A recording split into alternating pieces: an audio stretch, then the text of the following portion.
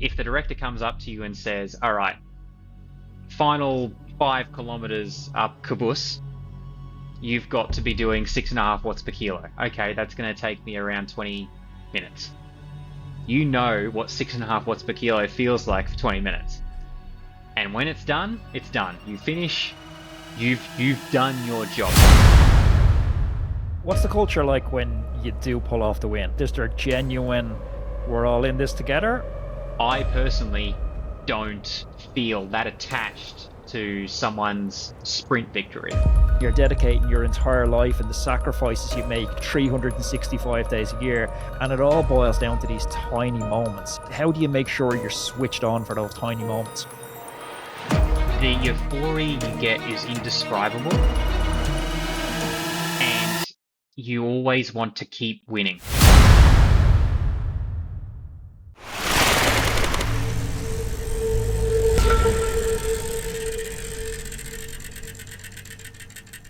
Hey everybody, welcome back to the channel. If you're new here, my name is Anthony. I'm a former lawyer turned cyclist turned podcast host, and I'm based in Ireland. My goal with this channel is to introduce you to the people and to the ideas to help you optimize your health, your happiness and your longevity. Today's guest, it's the brilliant Jay Vine. He's an extraordinary talent that was discovered through the Zwift Academy. He was a 2-time stage winner in last year's Vuelta a España. He's a former esports world champion. He's the Australian time trial champion and the Tour Down Under champion. And right now, he is proudly riding alongside one of the stars of our sport, Tadej Pogacar, as part of one of the biggest teams in the world, UAE Team Emirates. Today, we're going to discover how this new training philosophy Jay has of less is more, how that's underpinned his recent success, what it's really like inside Team UAE, how do they split prize money, and he gives us a secret that how Tadej Pogacar is really superhuman. So before I jump in today, I do have one small favour to ask. If you're watching this video and you're getting some value from it, please think about subscribing. Currently, around 90% of people watching the channel aren't subscribed. Take 1 second and subscribe, because the bigger the channel gets, the bigger the guests are going to get. With all that being said, ladies and gentlemen, let's jump in and chat with Mr. Jay Vine. Jay Vine, it's been a minute. Welcome back to the Roadman Cycling Podcast. Yeah, thanks for having me back. They've been pretty busy, and good to finally be chatting again. A lot has changed in your world since we last talked. You were an up-and-coming, scraping to pay your electric and your phone bill cyclist, and now you're over the big contract in UAE. Let's talk about first what motivated that decision to join UAE.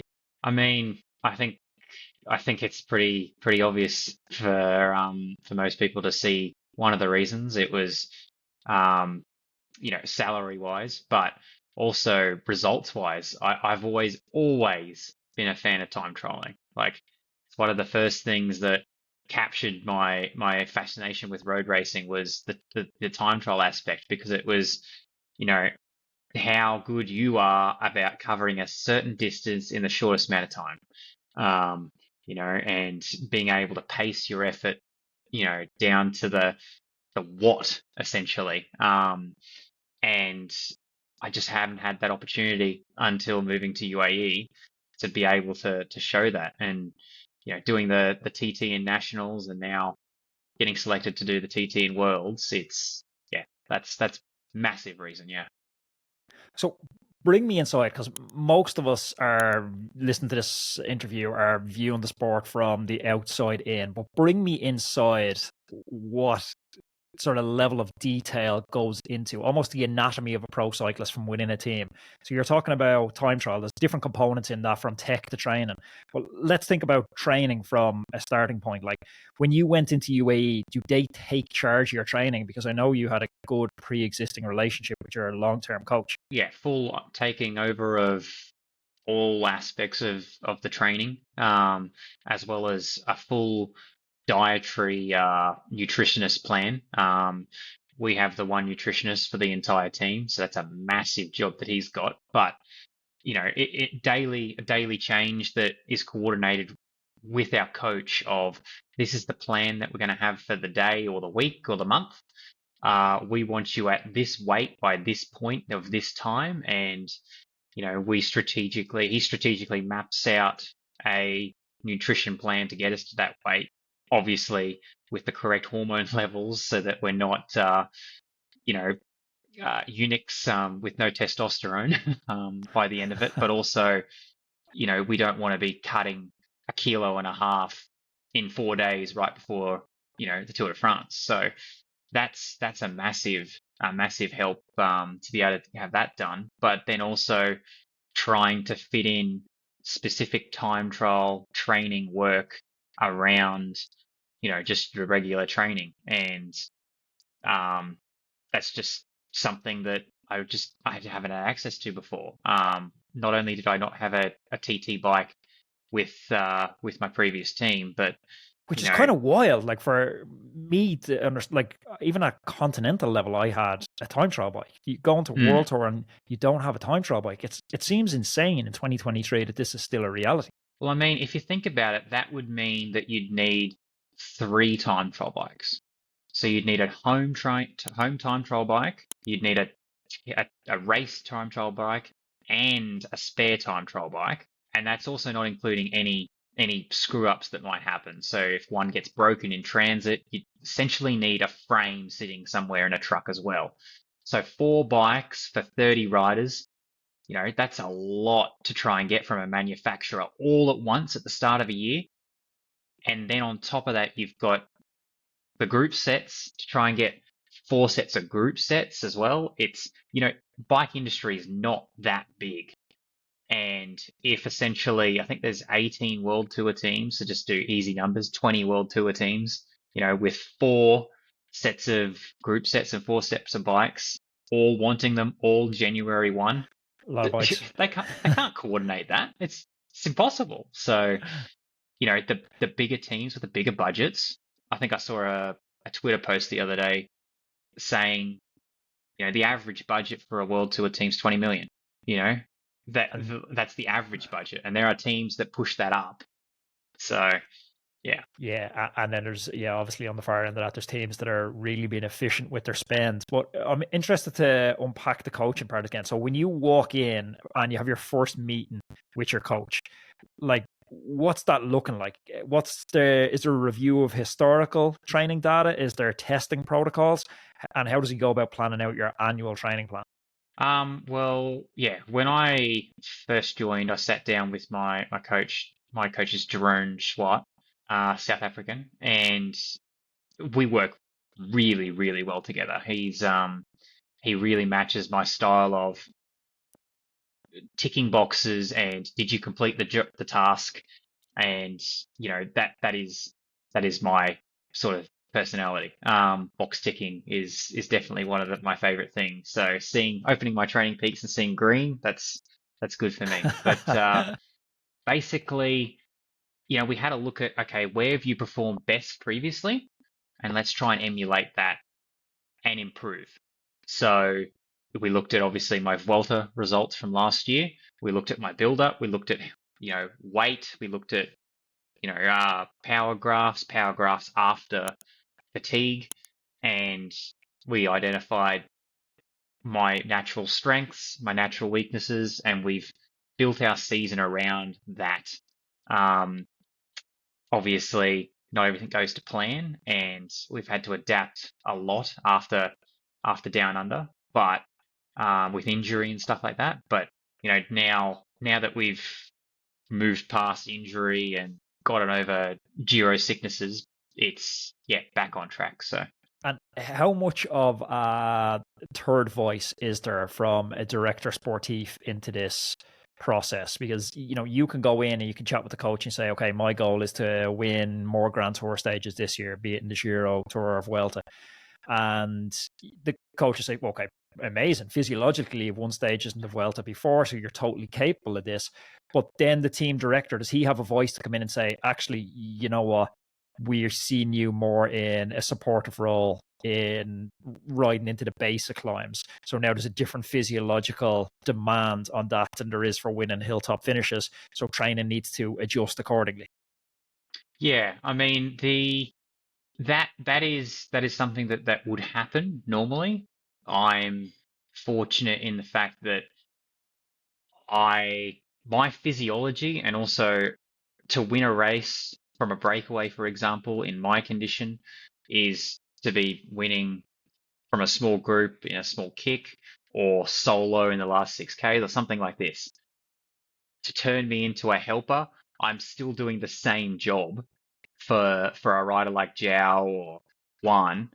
Um, at the end of a stage in the Volta, for example, at the top of a climb. So the physiology doesn't change for me to do that sort of job, whereas winning from a breakaway or doing a 3K 6.5 watt per kilo pull at the, halfway up Stelvio, for example. But yeah, I mean, obviously, if I was doing more classics racing and they wanted to use me for that middle 2 hours in positioning, then yeah, we'd have to work on a lot more medio and threshold, and probably some VO2 surges to make sure you can hold position at the front of a bunch. And has your training noticeably changed? Like, if you were to be, if I was to get your Training Peaks login now, would I be able to see that point when you swap from Coach A to Coach B in terms of stylistic approach from the sessions? Not really. I basically do the same thing that I had been doing before. Um, there's only really two ways. There are only two differences since moving from Alpecin. Alpecin, you just a lot of um, the insight testing, which is critical power based, and that didn't really work for me because it just estimated my FTP to be ridiculous, like Contador eating a bad steak, sort of ridiculous. And which meant that I just couldn't complete any of my sessions. Okay. Whereas now we're testing a lot more with just FTP stuff and in race, 20-minute efforts to work out FTP that way, which I think is a much better value to go off, because you're going to get the best out of yourself in a race. Like, you're not holding back. You're not letting that wheel go until you are completely empty. Where you might have a bit of self-preservation if you're in training. But the other one was the hours. The hours, I'd say, dropped a little bit, but they dropped more than what most people would think. Like, before I was probably doing 24 hours a week. Now I'm doing 20 hours a week on average. And, if you said to most people, what do professionals do? They'd probably give you a number like 30 hours a week of actual riding. And that's just not something that I end up doing. So, yeah, there's a lot more efforts involved and a lot less riding around at sub endurance, which is a bit of a change from what we were doing at Alpecin. And is that logistically difficult based in Andorra with the nature of the terrain, where you're either going uphill or downhill for a chunk of the time? No, it's actually pretty good, because we doing the super easy stuff, it's just not possible. So I don't end up doing a 5-hour ride where I was supposed to average, say, 200 watts. And every climb I'm doing 260. That's a pretty big jump. Nearly 20% over what you're supposed to be doing. So it really does fit with the terrain that I'm riding in, and also the type of rider I am. So yeah, and also the nature of racing. There's hardly any easier races. Like the Tour de France, Tour de France, they just drilled every climb at probably 5.2 watts per kilo until the final hour, where they stepped it up to 6. Like, brutally hard racing. And so you're stepping back from kind of the traditional mold of the 30, 25-hour weeks that we'd associate with pro cyclists back to 20. But is there other activities that have stepped in to fill that void? I know just before we jumped on air, you were saying you're just out of the sauna. Is that type of stuff that you're purposefully incorporating into your weekly schedule now? Um, yeah, I'm purposely. I've always done a bit of sauna, mainly just to get used to and get really prepared for the heat. Uh, coming from Australia, once I'm adapted, I'm good to go. But I do need to be properly readapted to the heat every year because otherwise, I just absolutely struggle. Um, but yeah, I mean the non-measurable stresses that you get, yeah, I mean that's definitely something that I do a lot more of, but you just can't measure. Okay, this is how much TSS, this certain amount of rehab work um, took, or this is how much TSS a sauna session takes, or stuff like that. Because as your career goes on, you have injuries and you need to rehab them every so often, and that's just something that takes up time, takes up energy, and yeah. It's still quite interesting that World Tour riders and yourself are still talking on TSS. I had Dirk Friel on the podcast, who, the founder of Training Peaks, and we were talking about TSS and the limitations on TSS. And there's obviously loads of limitations. We could probably sit here for the next half hour and just chat about limitations. If I've a full travel day where I go from Dublin to Andorra, I miss 2 flights, have terrible nutrition all day, I'm up for a 24-hour period, and I don't train. Training Peaks will register that as a 0 training day and make me a little bit fresher the following day. So there's a bunch of flaws like that. If my median amount of steps is 10,000, I walk 100,000 steps today, there's no real way of factoring that in, because if I have to put in a training stress score for that, it has a corresponding increase in my CTL, but it weights that then the exact same as it would a bike session, which probably doesn't have quite a linear relationship. So, Well, and yeah, like you said, there's 1,000, like altitude specifically for my situation is a big is a big variation. It's like I might start at 700 meters in Spain, go up to 2,400 meters. There's a whole bunch of different TSSs involved in that, but we just can't. Yeah.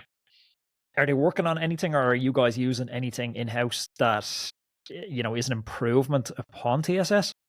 For me, no. I'm just sticking to TSS at the moment. I think there's a bit of a push in coaching circles at the moment for lactic acid testing. But I mean, it's when it comes to professional cycling, we're very limited by the UCI, and we've already seen someone be disqualified for using a glucose monitor Yeah, Super Sapiens, in racing. Yep.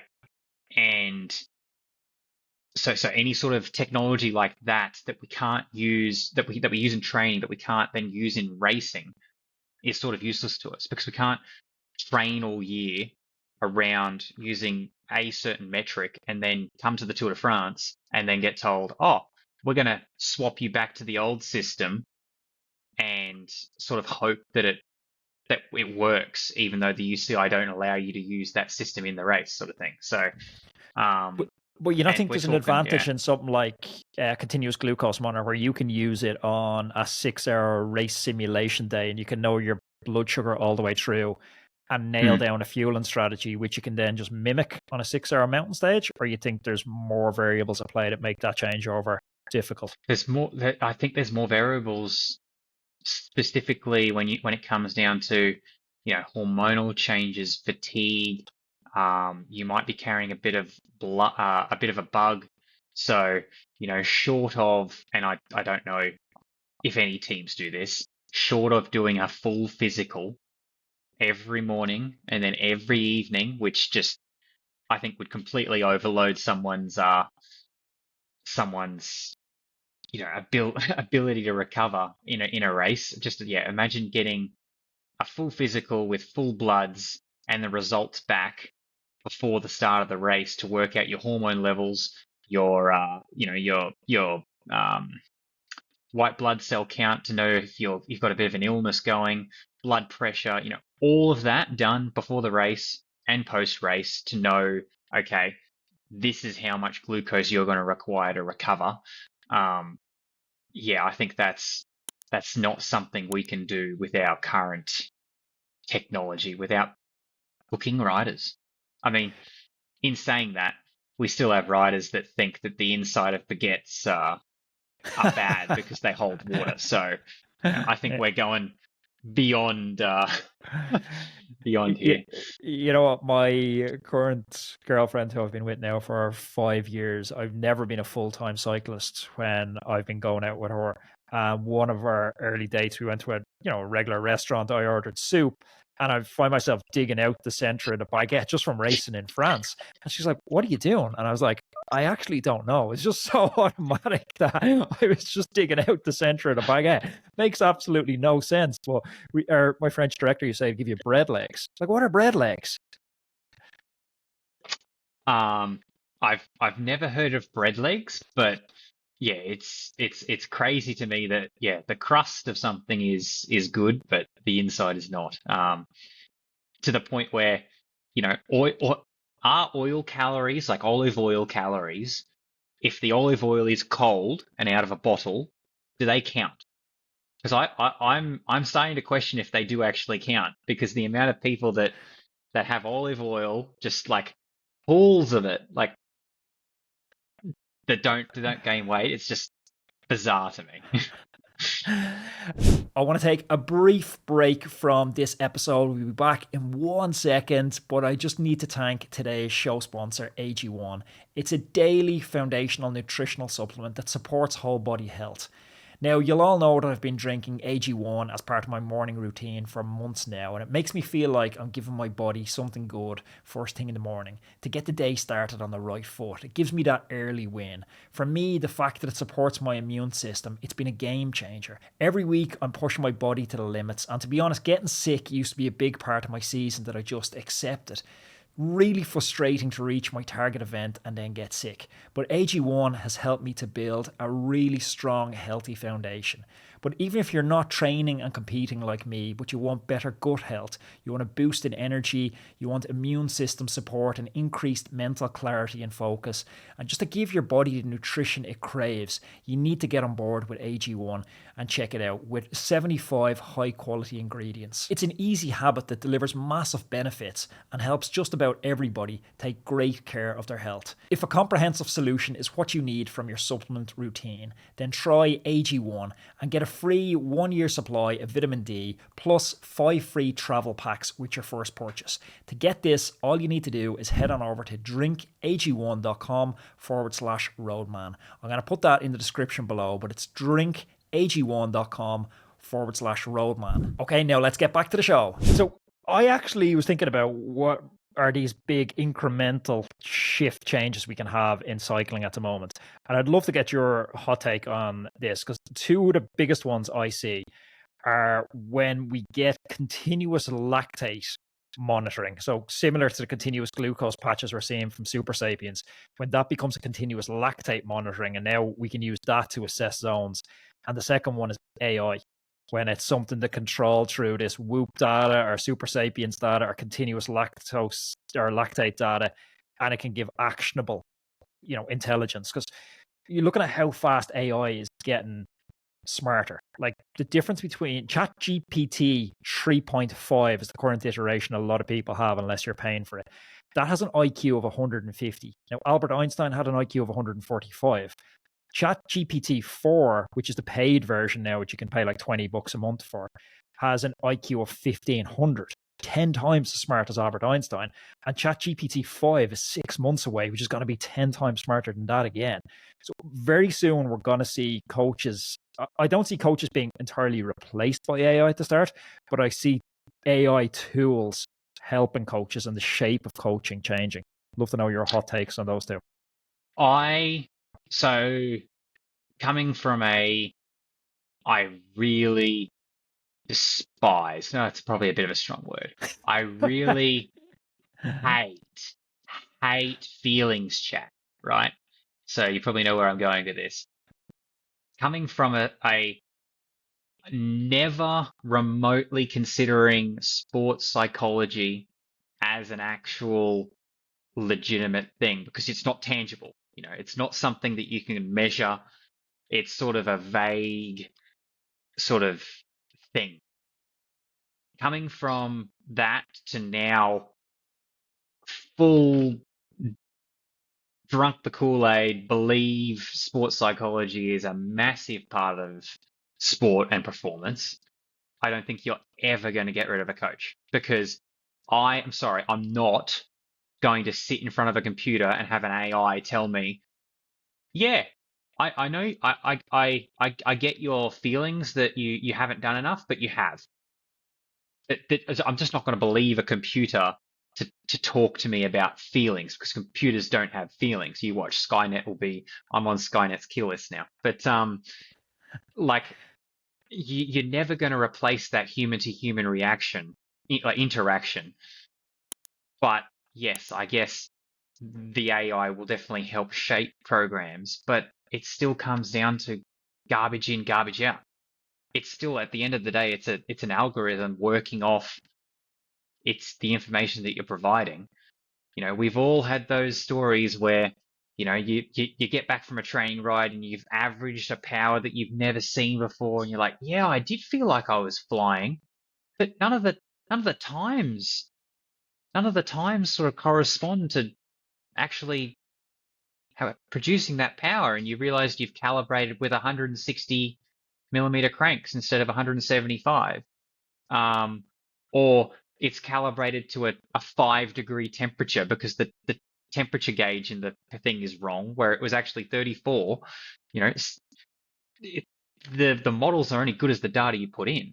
Well, two of the early applications I see for this are something that connects, and maybe you have access to a world of joined up analytics that I don't, but you have so many athletes now. There's so many different wearables, but they're all operating in their own ecosystem. So people are getting up in the morning, they're like tracking their sleep, they're looking at their heart rate variability, and that sits in one ecosystem. And then they flick onto their training peaks, and it sits very much in its own ecosystem. And your coach comes along and he puts in, hey, you're doing 2 by 20 minute threshold this morning, but that doesn't really change in real time based on how I slept last night. Like that should change based on how I slept. If I only slept 4 hours and it was a very broken sleep because there was a car alarm going off all night, I'm not physically in the same place to do that session as if I had an 8-hour perfect sleep.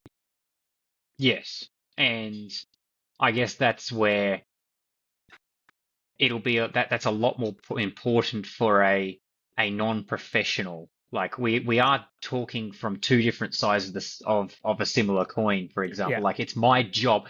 I have failed at my job if I do not wake up refreshed with 8 hours sleep, which I know is what I require to perform well the next day.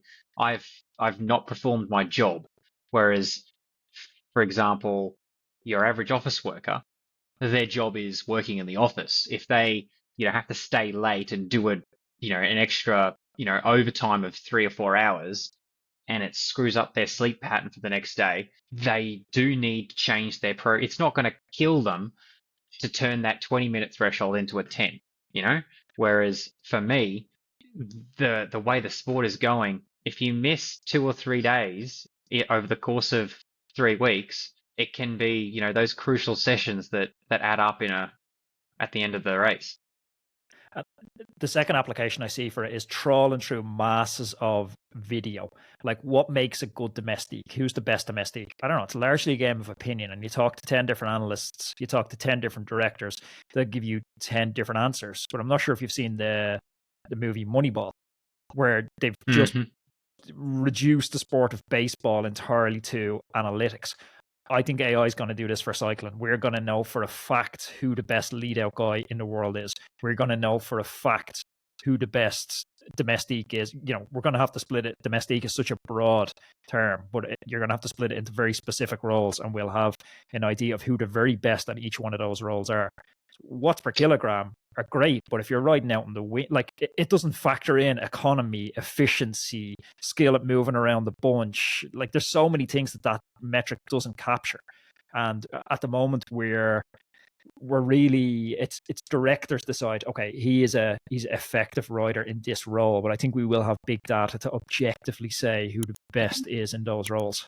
Yes, and I think the hard thing the hard thing will be changing the culture around using that data, because the amount of people that the amount of people that are in the sport right now, all the way from commentators to directors to even some riders that don't understand the way racing works, and what to do in certain situations to really affect the best result that you can.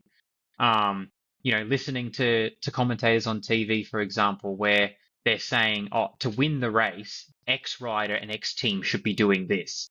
And it's like, but they're sitting at like $52 to win the race. Like, they're not one of the favorites. Something has to go incredibly right for them and incredibly wrong for everyone else for them to be able to win the race. Perhaps they're riding for a 10th. Yeah. It's like, and trying to get that across, like, that is the best result that rider is, or that person is physically capable of doing. There's no like forethought in how the sport is, subdivided into, okay, these riders are going for that result, and these riders are here to win, and these riders are here to try and help another rider win the race. I mean, a good example would be for salaries now. Should Sepp Kuss be paid more than Jonas Vingegaard because Sepp Kuss has been part of 8 Grand Tour winning teams, whereas Jonas Vingegaard has been a part of 2, I think. I don't know. I don't know the answer to these questions, but it's pretty interesting to think that he's been part of the 10 Grand Tours he's done. He's helped win 8 of them. Yeah, there's a bit of a correlation there. Yeah, he is ridiculous talent on so many levels, but I suppose the counter argument to it is he's not the marquee rider. He's not the guy who shifts Cervelo bikes. I'm not sure how many people buy a Cervelo R5 because they see Sepp on one versus see Roglic on one or Vingegaard on one. But it's quantifying what is success, and success in the objective isn't always success within the team. Like I was trying to explain the tactics in San Sebastian a few weeks back to my girlfriend. She's like, why are AG2R riding like that? I was like, well, because like 8 in San Sebastian is a good result for one of these guys. Like they're not beating Remco in the final. Like this is actually a good result. This is a career defining ride for some of these guys. For sure. Like Felix Gall, it was, once again, I heard the commentary about what they were doing, and I was just thinking to myself, well, 4th place is up for grabs. Yeah. Like 4th place, how 4th place is the first result that he can get. How is he going to get 4th result? Well, he's probably not going to win a 20-man bunch sprint 4th. So how does he get away? He's got to get away on the climb. So use your resources to get away there. But people were so focused on, well, that's not going to help him win the race, so therefore it's useless. It's like, I'm pretty sure Felix Gall went into this race with, $20 to win, whereas Remco, I think, was like 15 cents or something, So when you were pushing back about AI, you touched on the sports psychology element, and performance is so much more than physical. And we've seen this time and time again. Like I remember the first time I really became aware of it was, I think it was Beijing Olympics, the 100-meter butterfly. Michael Phelps won it. I think that was like his 12th gold or something, but he won it by 0.01 of a second. Now that's not physical. That's mental. There's an identity in Phelps that my identity is I'm a gold medal champion. I don't get silvers. This is what I do. I stack gold medals. So anything outside of that is just unacceptable. So he goes to a place that you can't get to physically. He digs some depths that I don't even know how to access to pull that gold medal. How do you tap into those performances at the key moments, especially in Grand Tours? You're looking at your Vuelta stage wins last year. It's like, okay, you're spending and you're dedicating your entire life and the opportunity cost of, family holidays away with your wife and the sacrifices you make 365 days a year, and it all boils down to these tiny moments. How do you make sure you're switched on for those tiny moments? Um, well, I mean, really enjoying being in the moment, for starters. I think the minute you stop loving, like, being in the trenches sort of thing, for a use of a euphemism, bef- as soon as you stop liking being in that moment, that's when you start switching off and daydreaming and thinking about other things. But also, winning is just, the euphoria you get is indescribable, and you always want to keep winning. And that is a massive driver of, you know, imagining, that winning moment, that winning feeling, and getting that legitimately again is something that really pushes me myself, and it definitely keeps you in that moment of, well, also, I guess, knowing exactly your own limits. And, I'm sort of lucky enough to be in one of the upper echelons of climbing in the sport. So I know if I'm really suffering, then a lot of other people are really suffering as well. And, aside from a few guys that I think would be nose breathing when I'm maxing myself out, um, if I just dig deep for a little bit longer, most other people might crack, and it's all just to get that winning feeling at the end of the day. So, yeah, I mean, I think it's much harder to to really push yourself in a time trial, or if you're solo in a bike race, because there's no one around you. Um, there's no one to push against. There's no one to sort of pace off, or to look into the eyes and see, okay, that person is suffering. If Ganna starts the time trial at the start of the session because the GC has already been worked out and you're trying to win the stage, I guess you could look into his eyes on the TV and see, okay, he was really giving it his all there, but there's no real time apart from a time check, like a number. You're literally racing against a positive number or a negative number, And in seconds. is it harder or easier to motivate yourself when the goal isn't personal victory? By that I mean when your goal is something that's more tightly defined from the team. Like, Jay, we need you to ride the first 4 kilometers at the base of this climb full gas to drop Yates off, to drop Pogacar off. Is it more difficult or is it easier to put yourself into that flow state to execute on a job like that? For me, it's easier, like much, much, much easier to do that. Um, because to win a race, there is an undefined amount of pain that you don't know how much it's going to hurt. You might have to suffer for 2 kilometers and then you drop everyone, and then you can enjoy the last 2 kilometers to the finish, for example. Whereas if the director comes up to you and says, all right, final, I use a climb here, the final, um, 5 kilometers up, Kuss, you've got to be doing 6.5 watts per kilo. Okay, that's going to take me around 20 minutes. You know what 6.5 watts per kilo feels like for 20 minutes. And when it's done, it's done. You finish, you've done your job. It doesn't really matter at the end of the day if your teammate wins the race. It's wonderful if they do, but you can measurably see, all right, I did my job, or no, I got to 18 minutes, or I did the 20 minutes, but it was at 6.3, or you can measure, all right, I did my job or I didn't do my job. Whereas winning, there are a lot of other factors of, well, maybe this person was just better than me. Maybe I made a tactical error in the sprint, or all these little things. What's the culture like when you do pull off the win and you go back to the team bus? Is everyone sharing in that moment? Is there genuine, we're all in this together? Or is it quite a sense of personal satisfaction and less animated from teammates?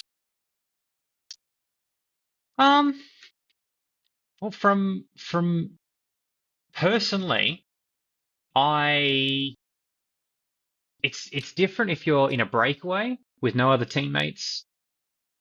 I feel like you you always say that yes, it was a team effort, but I think there is a bit of, well, I was out there by myself, like everyone else just rolled around in the bunch.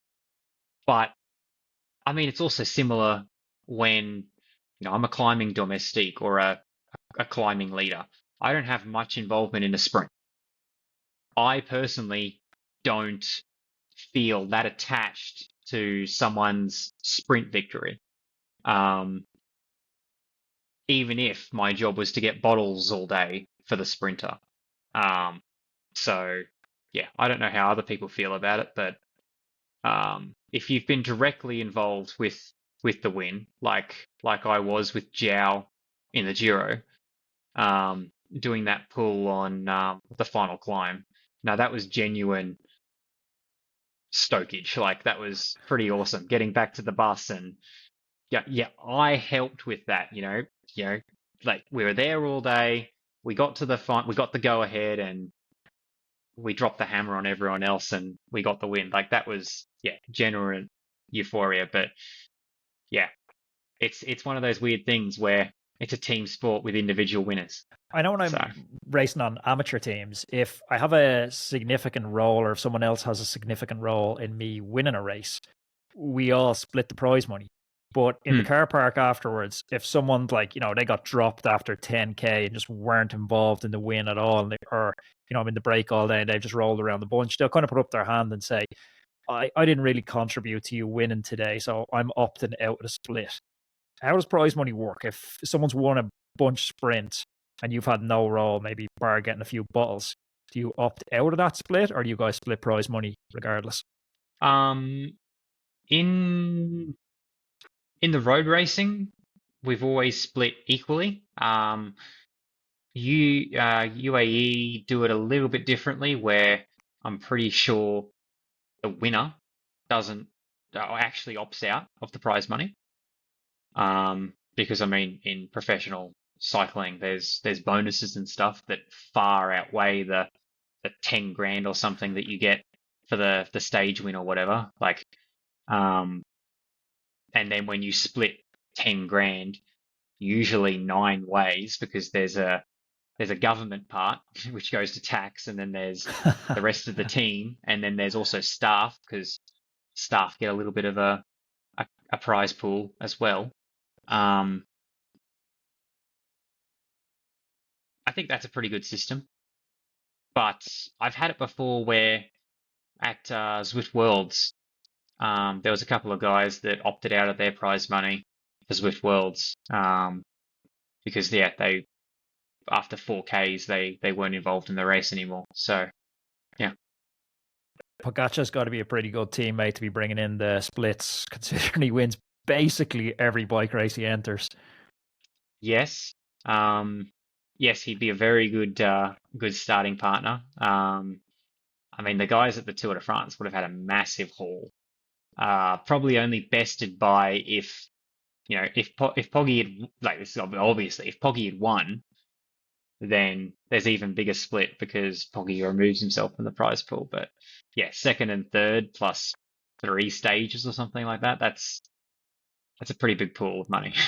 The mad thing about Pog's performance in the Tour de France, everyone was kind of, analysing post-mortem what went wrong. He's really only had 2 bad days in the entire Tour de France. And you can actually zoom out and say he's basically only had 2 bad days all year. If you look at his early season as well, where he was just unheard of dominant. But he did time trial where he got absolutely hosed by Jonas. And he had the stage, I think it was a Col de Marie Blanc, where he lost significant time in the first week. Other than that, he was pretty flawless. Yes, and I think very it's very evident the way Jumbo-Visma rode that it's not rocket science how the human body works. And to have a wrist injury that stops you training for X amount of weeks, I think, for me, it's also a perfect example for someone like me of I went into the Giro with essentially 5 weeks of training, starting from scratch after my knee injury. And I was able to get to the second rest day before my body just completely threw in the towel and was completely depleted. Whereas Poggy, because he's a superhuman, um, had a classic season behind him, a really hard classic season, then an injury, which took him off the bike for 3-4 weeks, and then 5 weeks training. He was able to win a stage and get all the way through to the second rest day, essentially in second place, or one of the guys that could win the Tour de France, before he capitulated a bunch of time and had to let his body recover. And that would not have happened. He would not have needed that, or would not have met that end, if Jumbo-Visma hadn't just ridden ridiculously hard stages the entire race. And you can see that the moment the race started, they were trying to put as many kilojoules, as much TSS into Poggy's legs as they possibly could, just to wear him down, because they knew, well, this is the CTL you need to start the race. It's impossible for him to be at that CTL, so we're just going to make his form go -90 if we have to, and we'll beat him. That's fascinating. That's a really interesting way to look at it. It's like if anyone's got a Training Peaks plan, they can do the numbers themselves.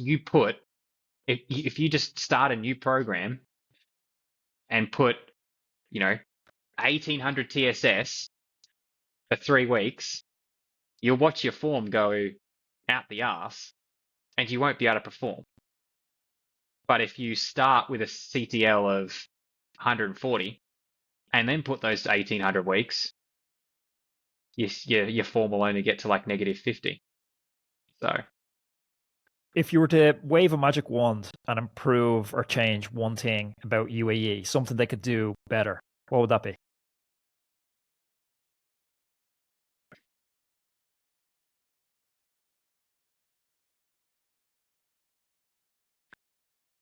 it's a hard thing to say because I don't know what I don't know, you know?